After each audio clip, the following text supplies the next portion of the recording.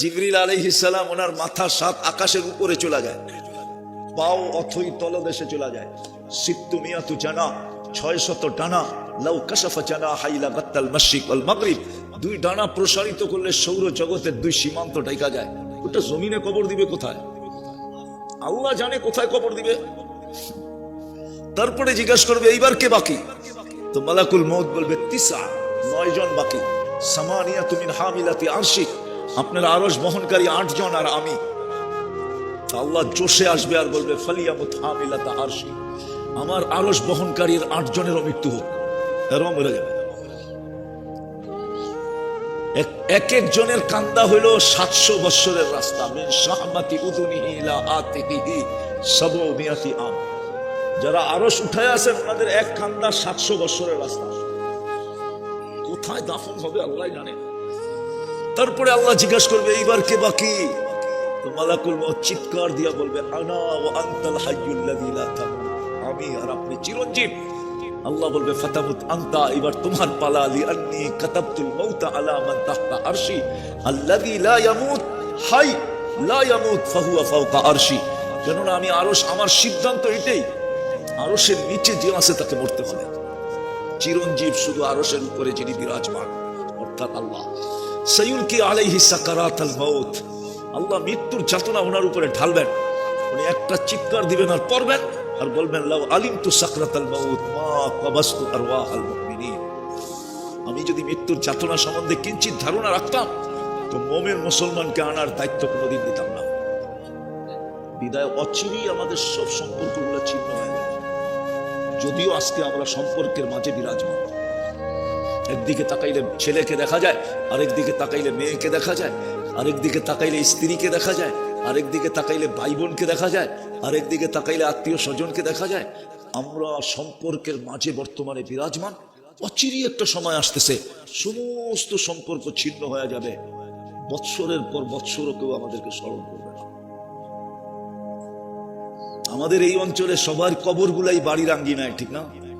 হ্যাঁ, আরে বাড়ির আঙ্গিনা চিনেন? বাড়ির বাউন্ডারির ভিতরেই তো মা বাবার কবর, ঠিক না? বলেন আজ পর্যন্ত কতবার ডেলি যায় মা বাবার কবরের সামনে দাঁড়ান? বলেন। অথচ কবরের সামনে দিয়ে তো আসা যাওয়া হয়, ঠিক না? দাঁড়ায়া কোনোদিন 3 বার কুল হুয়াল্লাহ পড়া মা বাবাকে দিছেন? রাগ হয় না, বুঝতে চেষ্টা করেন, কাজে দিবে। 3 বার কুল হুয়াল্লাহ পড়লেও তো 1 খতম কোরআনের সওয়াব মা বাবার কবরে পৌঁছতো। আপনি তো জানেন না 1 খতম কোরআনের সওয়াব কি জিনিস। তো কথা শুরুটা ছিল অচিরেই আমাদের সমস্ত সম্পর্কগুলো ছিন্ন হয়ে যাবে। আর কোরআনও বলে আজ যেরকম আমরা স্মরণ রাখার সুযোগ পাই না, 2 রাকাত পড়ার সুযোগ পাই না, 2 টাকা দেওয়ার সুযোগ পাই না, 2 মিনিটের জন্য কবরের সামনে দাঁড়ানোর সুযোগ পাই না, 3 বার সূরা ইখলাস পড়া দেওয়ার সুযোগ পাই না, কিয়ামতের মাঠে তো আরো পাবো না। কেননা কোরআন বলে লিকুল্লি ইমরিইম মিনহুম শানুন ইউগনি। আমি কোরআন পড়তেছি, কোরআন লিকুল্লি ইমরিইম মিনহুম শানুন ইউগনি। কিয়ামতের দিন প্রত্যেক ব্যক্তি নিজেকে নিয়ে নিজে এমন ব্যস্ত হবে।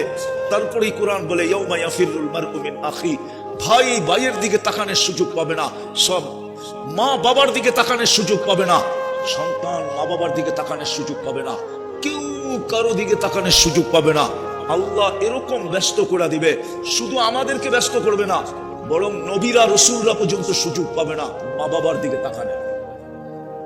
শুধু নফসি নফসি বলবে। আল্লাহর রাসূল চিত্র তুলে ধরছেন, চিত্র। আম্মা জান জিজ্ঞাসা করছিলেন আয়েশা রাদিয়াল্লাহু তাআলা আনহা, কিয়ামতের দৃশ্য সম্বন্ধে জিজ্ঞাসা করছিলেন। আল্লাহর রাসূল এতটুকু বলছিলেন কাআন্নী আনদুরু মুসা, আমি মুসা আলাইহিস সালামের মতো নবীর দৃশ্য দেখতেছি, যিনি কালিমুল্লাহ ছিলেন, যার কিতাবটা আল্লাহ নিজের কুদরতি হাতে লেখছেন, কাতাবাত তাওরাত বিয়াদি। আমি ওনাকে দেখতেছি, আমি ওনাকে দেখতেছি। কাআন্নী আনদুরু মুসা মুতালাফফিফুন বিউমুদিল আরশ, আরশের খুঁটি ধরে চিৎকার দিতেছে আর বলতেছে রব্বি লা আসআলুকা উম্মি, রব আজকে মাকে চাই না, ওয়ালা আসআলুকা উখতি, আমার বোনকে চাই না, আসআলুকা নফসি, আমাকে বাঁচান, আমাকে বাঁচান, আমাকে বাঁচান। ওই দিন জিবরিলেরও হুঁশ থাকবে না। কিতাবে পাওয়া যায় জিবরিল আলাইহিস সালাম জমিনে পড়বে, কিয়ামতের মাঠে পড়বে আর চিৎকার দিবে আর বলবে রব্বি সাল্লিম সাল্লিম, এদিকে এদিকে এদিকে, রব আমাকে বাঁচান। কেন?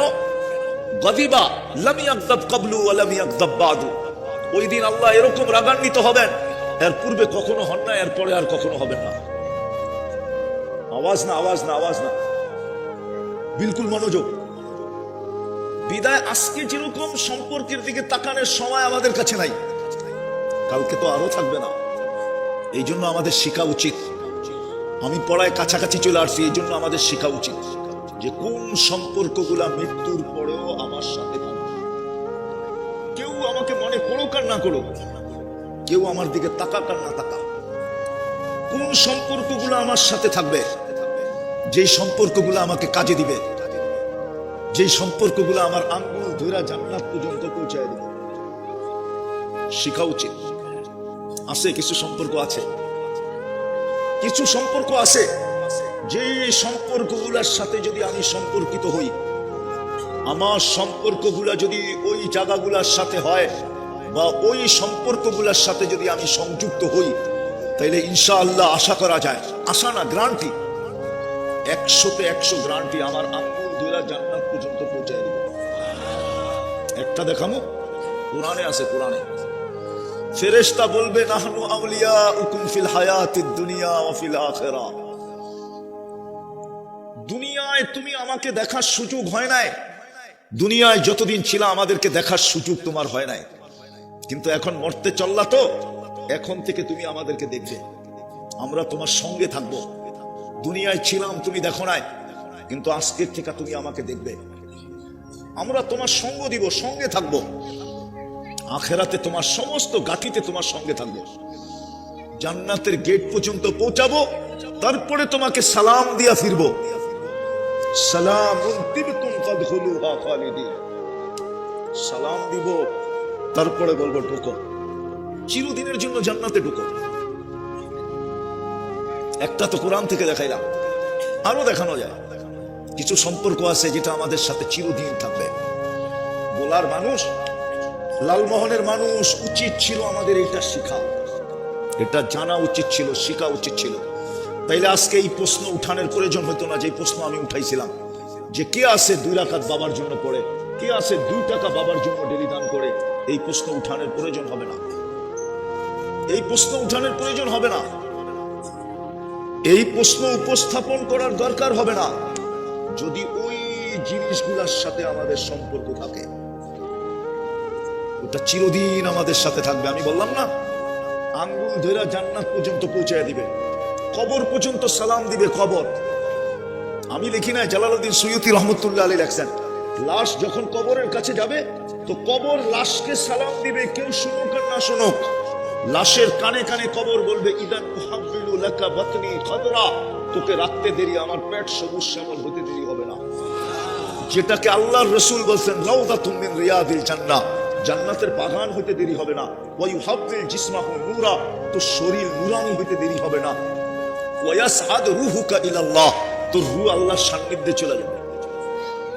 তারাল জান্নাতা গুদুওয়া ওয়া আশিয়া, তুমি সকালে জান্নাত দেখবে, স্বাদ শেষ না হইতে না হইতে আবার বিকালে দেখবে। প্রতিদিন সকালে একবার আল্লাহ জান্নাত দেখাবে, মজা শেষ না হইতে না হইতে আবার বিকালে দেখবে। এইভাবে কিয়ামতের সকাল পর্যন্ত চলতে থাকবে। কবর সেলুট দিবে, কবর সেলুট দিবে, কবর। উচিত ছিল আমাদের জানা যে কোন সম্পর্কগুলা চিরদিন আমার সাথে থাকবে।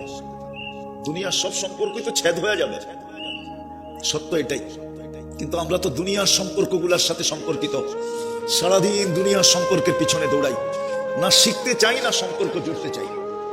আমি কি বুঝাইতে পারতেছি আপনাদেরকে? সব সম্পর্ক ছিন্ন হয়ে যাবে। আপনি যখন ছেলে হিসাবে আপনার বাবার জন্য 2 রাকাত পড়েন না, এই বিজ্ঞানের যুগের ছেলেরা, ইন্টারনেটে যেই যুবকরা আসক্ত, এইখানে যত যুবক আছে সব ইন্টারনেটে আসক্ত। জিজ্ঞেস করেন, ওদের 2-4 বেলা খানা না হইলেও চলে, কিন্তু ইন্টারনেট না হইলে একদিন চলে না। জিজ্ঞেস করেন, ওদের যদি ইন্টারনেট না থাকে, আমি তো বলি আজকে যদি দুনিয়ার থেকে ইন্টারনেট বিলুপ্ত হয়ে যায়, তাইলে কালকেই দেখবেন হাজার হাজার আমাদের ঘরের ছেলেরা আত্মহত্যা করে ফেলবে। ওরা এরকম ইন্টারনেটে আসক্ত। জিজ্ঞাসা করেন ওদেরকে, ওদের মা বাবা মরে গেলে ওদের কোনো দ্বিধা নাই, কিন্তু ইন্টারনেট যেন বন্ধ না হয়। ইন্টারনেট বন্ধ হলে ওরা জান দিয়ে দিবে, জিজ্ঞেস করেন। ওদের জানি ইন্টারনেট। হ্যাঁ, ওরা আমার কথা একমত হবে না, হয়তো একমত না দুই মত। হ্যাঁ, ইন্টারনেট আসক্ত, ওরা আসক্ত। মাদকে আর কতটুকু আসক্ত? এর চেয়ে 100 কোটি গুণ বেশি আসক্ত হলো আমার যুবকরা ইন্টারনেটে। আপনি যখন আপনার মা বাবাকে স্মরণ রাখেন না, তো এই আসক্ত যুবকরা কোথা থেকে মা বাবাকে স্মরণ রাখবে? ওরা তো ইন্টারনেটে মস্ত। ওরা তো সারাদিন চ্যাট করায় অভ্যস্ত, সারাদিন ইন্টারনেটে মেসেজ পাঠাইতে অভ্যস্ত, সারাদিন একজনের সাথে আরেকজনের ইন্টারনেটে কথা কইতে অভ্যস্ত। ওরা তো ইন্টারনেটে আসক্ত। ওরা রাত্রেও ঘুমায় এয়ারফোন কানের ভিতরে ঢুকে, জিজ্ঞেস করেন, ঠিক না? হ্যাঁ, ওরা কোত্থেকে মা বাবার জন্য দোয়া করবে? আর শিখেও তো নয়, আমার সমাজ তো শিখে নাই। এই জন্য আমার কথা শুরুটা ছিল, অচিরেই সমস্ত সম্পর্ক ছিন্ন হয়ে যাবে। উচিত শিক্ষা কোন সম্পর্কগুলো আমাদের থেকে ছিন্ন হবে না, আমাদের আঙ্গুল ধরে জান্নাত পর্যন্ত পৌঁছায় যাবে। বলার মানুষ রাগ হবেন না, লালমোহনের মানুষ রাগ হবেন না। কিয়ামতের দিন যেন আল্লাহকে বলতে না হয়, জান্নাত দেখায় যেন বলতে না হয়, আরাযীতু বিল হায়াতি দুনিয়া। ও বলার মানুষ, তুই পাইলেই কি পাইছিস? বলা তো এখন বাংলাদেশের থেকে বিচ্ছিন্ন না, বিচ্ছিন্ন না, বিচ্ছিন্ন বোঝেন? হ্যাঁ, পৃথক, ঠিক না? চতুর্দিকে কি নদী। এটা কি আমেরিকার মতো উন্নত, না ঢাকার গুলশানের সমান উন্নত? না বারিধারা, না বসুন্ধরা, না ধানমন্ডি, না বনানী, না উত্তরা, এরকমও তো উন্নত না। শুধু একটাই তো রাস্তা পাইছেন, ঠিক না? ইলিশার থেকে নিয়ে শেষ মাথা পর্যন্ত একটাই তো বলার রাস্তা। হ্যাঁ, লম্বা লম্বা একটা রাস্তা বানায় ছেড়ে দিছে, ঠিক না? সত্য তো? কি পাইছি দুনিয়ার বলে?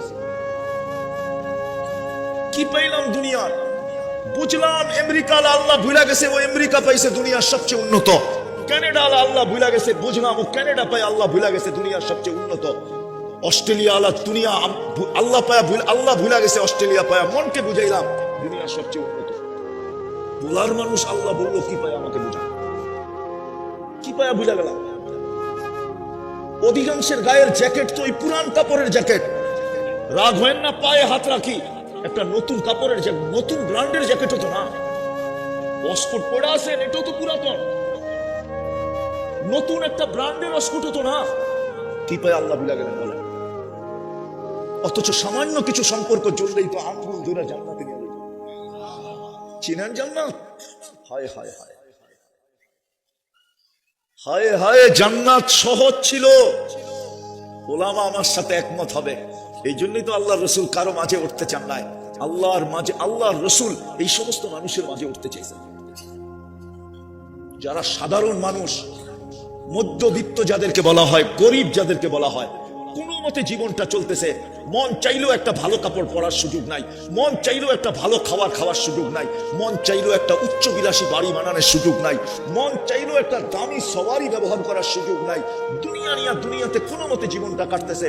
আল্লাহ রাসূল তো এদের মাঝে উঠতে চেয়েছিলেন, তাহলে দোয়া কেন করলেন? অহশুরনি ফি যুমরাতিল মাসাকিন, আল্লাহ গরিবদের মাঝে আমাকে উঠায়েন। কেন? সাহাবা কোথায় গেল?